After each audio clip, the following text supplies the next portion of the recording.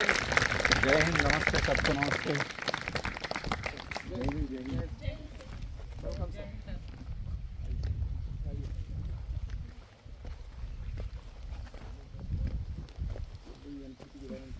अच्छा, आ जाओ, आ जाओ।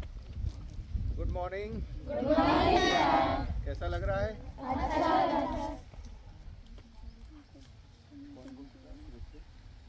कौन सी क्लास के हैं? चलो, आप लोग 10th 12th वाले कितने लोग हैं? हाथ खड़ा करो। 12th नहीं आए। 11th कौन से स्कूल से आए हो आप लोग? CM rise. बहुत बढ़िया, अच्छी जगह पढ़ रहे हो हैं? क्या सीखा आज? कुछ सीखने को मिला? Yes sir. क्या सीखा? अच्छा, और आप लोगों ने? नहीं, कुछ नहीं सीखा। आज मजा आ रहा है कि नहीं आ रहा है? आ रहा है ना? होना चाहिए ना ऐसा कार्यक्रम? Yes sir. बिल्कुल। ये आपको ये जो कार्यक्रम किया जा रहा ना, ये इको अनुभूति के नाम से मालूम है आप लोगों को? क्या मतलब होता है? महसूस करना।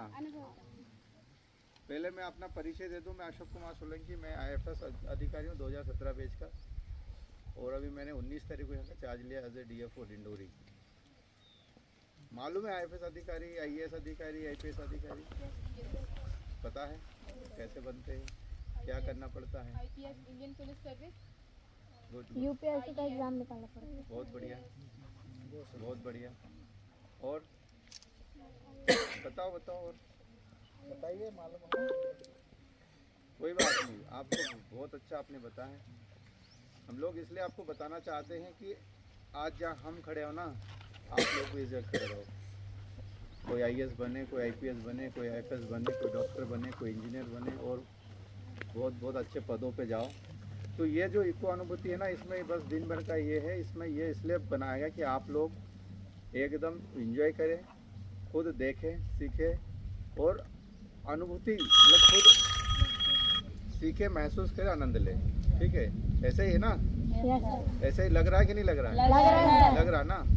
तो आप लोग आज पूरा दिन खूब आनंद लीजिए, घूमिए, पेड़ पौधों के बारे में जानकारी लीजिए, जीव जंतु के बारे में जानकारी लीजिए। ये आप लोग जहाँ बैठे हुए क्या किस नाम से जाना जाता है? कौन सा पार्क है ये? नेशनल फॉसिल पार्क है ना? क्या होता है फॉसिल? कुछ आइडिया आप लोगों को है? अभी आप लोगों ने देखा होगा ना? बहुत अच्छा। देखो, नहीं समझ में आ रहा ना, कोई बात नहीं, पर समझने की कोशिश करोगे तो समझ में आ जाएगा। अभी तो गूगल भी अपने पास तुरंत क्लिक हो जाता क्या है। पूरे नेशनल पार्क में बैठे हुए, पार्क की क्या कंडीशंस होती है आपको पार्क के बारे में मिल जाएगा। फॉसिल के बारे में आपको जानकारी मिल जाएगा। आपके डिंडोरी ज़िले में कितने फॉसिल पार्क है वो पता चल जाएगा। मध्य प्रदेश में कहाँ फॉसिल पार्क है वो पता चल जाएगा। तो ये जो छोटे जानकारी आप जब कलेक्ट करते हो ना, यही जानकारी जब आप वृहद स्तर पे कलेक्ट कर ले तो ओवर कंपटीशन में ऐसी ही जानकारी पूछी जाती है। मालूम है कि नहीं है? मालूम है ना? तो कोई भी अगर अधिकारी बनता है तो उनको क्या करना पड़ता है? एग्ज़ाम देना पड़ता है ना भाई। हमारी जो शैक्षणिक योग्यता है, ठीक है, शैक्षणिक योग्यता जैसे मान लो किसी ने BSc किया, किसी ने MSc किया, तो ये सब करने के बाद हर स्तर पे एग्ज़ाम होती है। ठीक है? जैसे मध्य प्रदेश में MPPSC होता है, मालूम है? जी सर। वहीं क्या होता है? पार्क में ही होता है, अंदर ही है। ये कुछ आप भी है Madhya Pradesh public service commission exam होता है, जिसका सबसे ऊंचा पद होता है डिप्टी कलेक्टर होता है, DSP होता है। ठीक है? नायब तहसीलदार बनते हैं। पता है कि नहीं आप लोगों को? नहीं पता हो कोई बात नहीं, आप लोग अपने स्कूल में जाना, अपने टीचर से पूछना, अपने जो भी अपने घर में जो बड़े भाई या कोई भी रिश्तेदार और भी आगे आपसे ज़्यादा बड़े पढ़े लिखे, उनसे पूछना, वो आपको बताएंगे, है ना? और नहीं तो फिर हम लोग तो बताने के लिए तैयार है, लेकिन हम आपका जो आज का को अनुभूति कार्यक्रम उसमें खलल नहीं डालेंगे।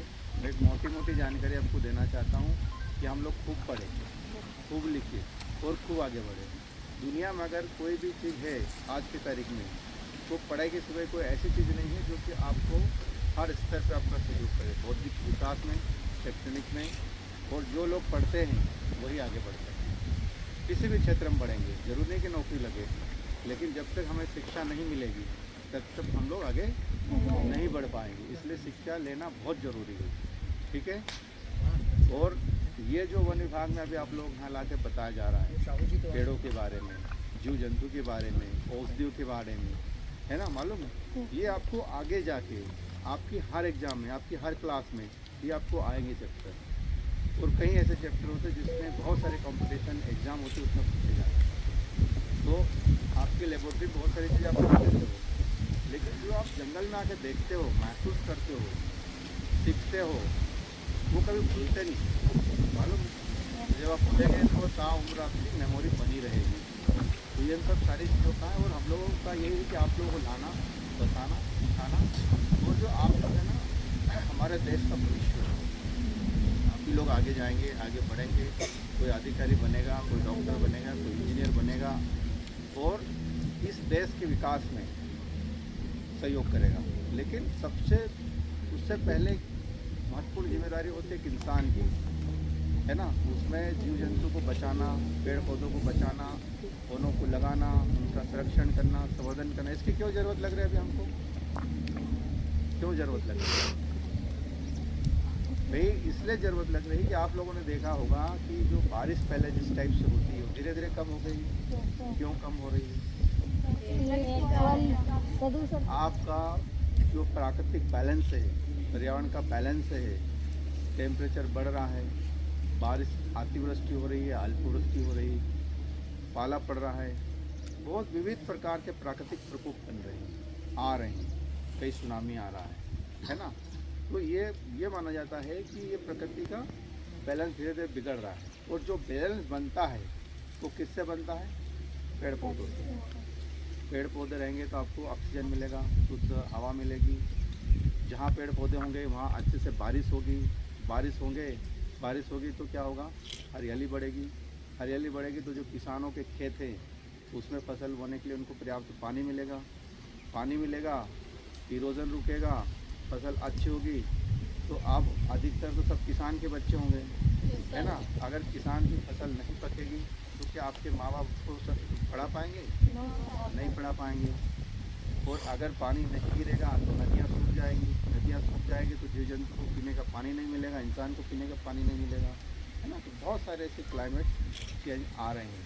तो इन्हीं सबको देखते हुए हम लोग को ऐसा एहसास हुआ शासनिक स्तर पे कि कई बच्चों को भी आप भी सही सिखाया जाए कि पेड़ पौधों वनों की सुरक्षा करना, वन्य जीवों की सुरक्षा करना, संरक्षण करना, संवर्धन करना, इसमें आप लोग सहयोग करें। ताकि हम लोग वन विभाग वाले तो पूरा प्रयास कर रहे हैं, लेकिन ये किसी एक पर्टिकुलर व्यक्ति का काम नहीं है, न वन विभाग का है। सभी लोग जब तक सहयोग नहीं करेंगे तब तक हम लोग इस महाअभियान में आगे नहीं बढ़ पाएंगे। और मेरा ये भी मानना है कि पेड़ पौधों को लगाना पर्याप्त नहीं है, लगाना और उसको बचाना और लगा के उसको बड़ा करना एक बहुत बड़ी जिम्मेदारी है। जैसे छोटे से बच्चों को कैसा बड़ा करते हैं ना, वैसे इतनी बड़ी जिम्मेदारी होती है। लेकिन कुछ लोग, चंद लोग आते हैं और सिर्फ उसको थोड़े से लालची कारण काट देते हैं। और वो पेड़ कई वर्षों पुराना होता है, उसमें कई जो पेड़ होता है उसमें कई पक्षी घोंसले बनाते हैं, उनके बच्चे अंडे होते हैं, कई कीड़े मकोड़े रहते हैं, बहुत सारे जीव उसमें आश्रित होते हैं। तो उनका क्या होता है? बैलेंस टूट जाता है, इकोसिस्टम डिस्टर्ब हो जाता है, फूड चेन गड़बड़ हो जाता है। फूड चेन पढ़ा आप लोगों ने? इकोसिस्टम, फूड चेन पढ़ा होगा। मतलब हम लोग एक दूसरे पे आश्रित रहते हैं, ठीक है, फूड श्रृंखला होती है ना।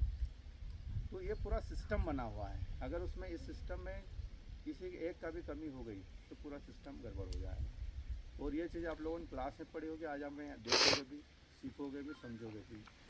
और जब तक हम लोग इस महाअभियान में आगे नहीं बढ़ेंगे, सहयोग नहीं करेंगे, आप भी पेड़ पौधे लगाइए। अगर पेड़ पौधे नहीं लगा सकते हो, कुछ अगर काट रहा है तो उसको रोकिए, नहीं रोक सकते हो तो आप हमें सूचना दीजिए। सूचना नहीं दे सकते हो तो किसी भी रूप में आप थोड़ा सा ये सहयोग करेंगे तो आप यहाँ इस तरफ से घटनाएँ हो रही है, आप थोड़ा सा प्रयास करें रोकने का। तो हमारी पूरी टीम, हमारा वन विभाग पूरी तरह से मुस्तैद रहता है। और जहाँ भी कोई किसी प्रकार की बात आती है तो वहाँ पे तत्काल उसको संज्ञान में लेकर कार्रवाई करते हैं। और ये ऐसा अभियान है जिसमें सबको सहयोग करना है।